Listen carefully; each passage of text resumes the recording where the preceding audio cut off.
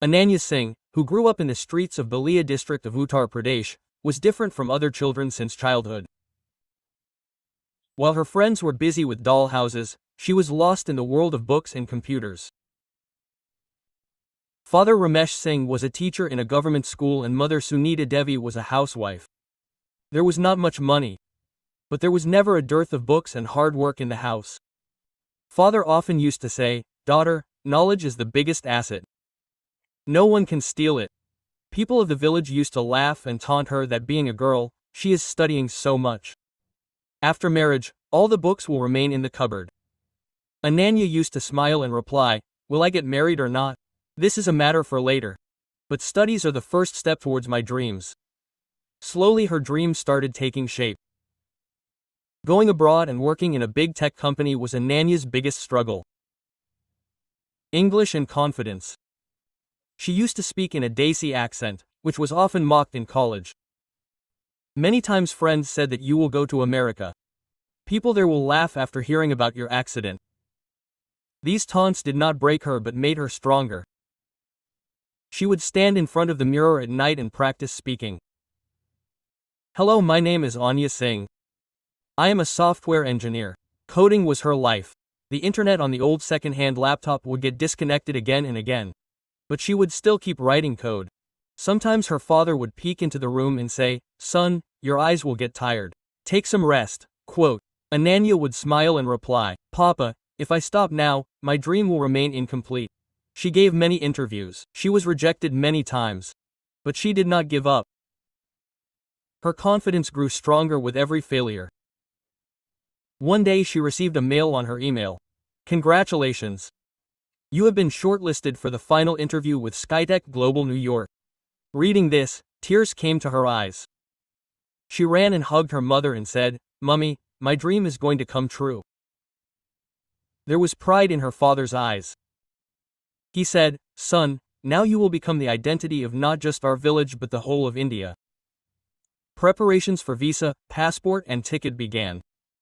For the first time she saw the clouds from the window of the plane. She said to herself, "Will I be able to fit in there? Will people accept me?" She was stunned to see the glitz of New York airport. Tall buildings, people speaking fluent English and a fast-paced life everywhere. But Ananya had only one resolve in her heart. "I have to prove that Indian talent is second to none." The morning in New York was cold. Ananya left her small hotel and took a taxi to the office of Skytech Global. She was stunned to see the building. A 50-story tower made of glass, shining doors and people entering inside. Everyone was wearing business suits, blazers and ties. Ananya took out her pass from her bag. She had chosen the clothes in which she was comfortable. Light blue cotton kurta, pajama and white dupatta. As soon as she stepped into the lobby inside, everyone's eyes were fixed on her. Some gave a light smile while some suppressed their laughter. But Ananya took a deep breath and thought that if I have to win, then not by hiding my identity. About 20 candidates were sitting in the conference room. Everyone had their laptops open. Some had tied ties. Some were wearing high heels. Then the door opened and in came Mr. Robert Brown. A tall, blue-eyed American manager dressed in a black suit.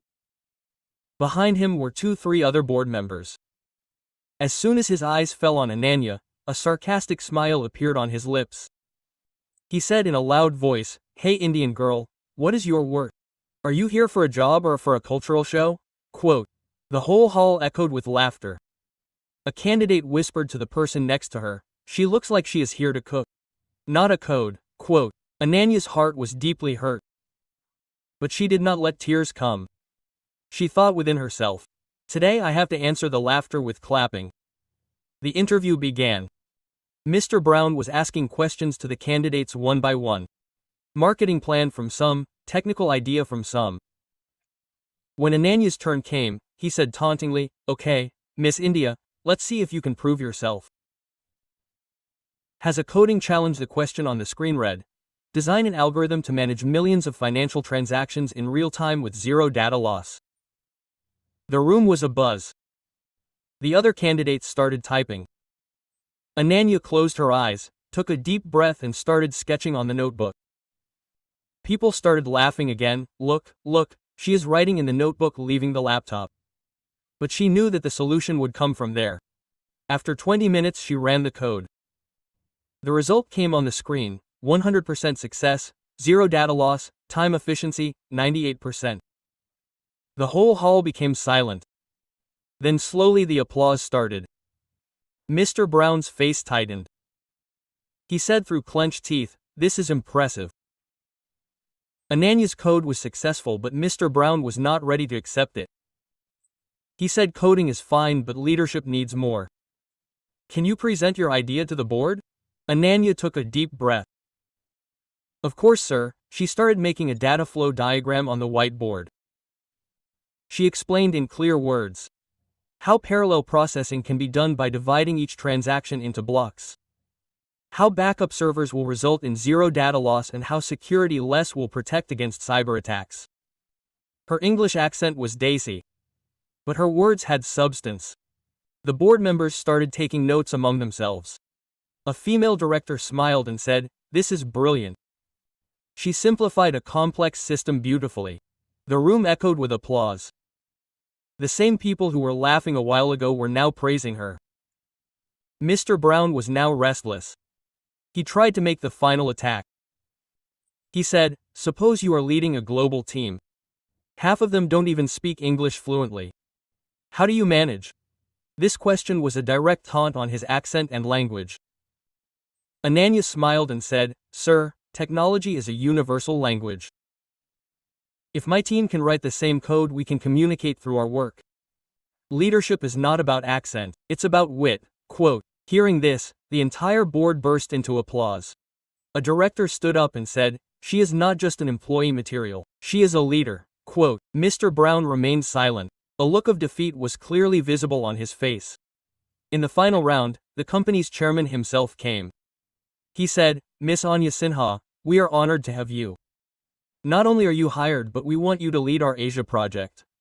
Quote. The entire hall was filled with applause. Ananya's eyes became moist. She remembered the village streets.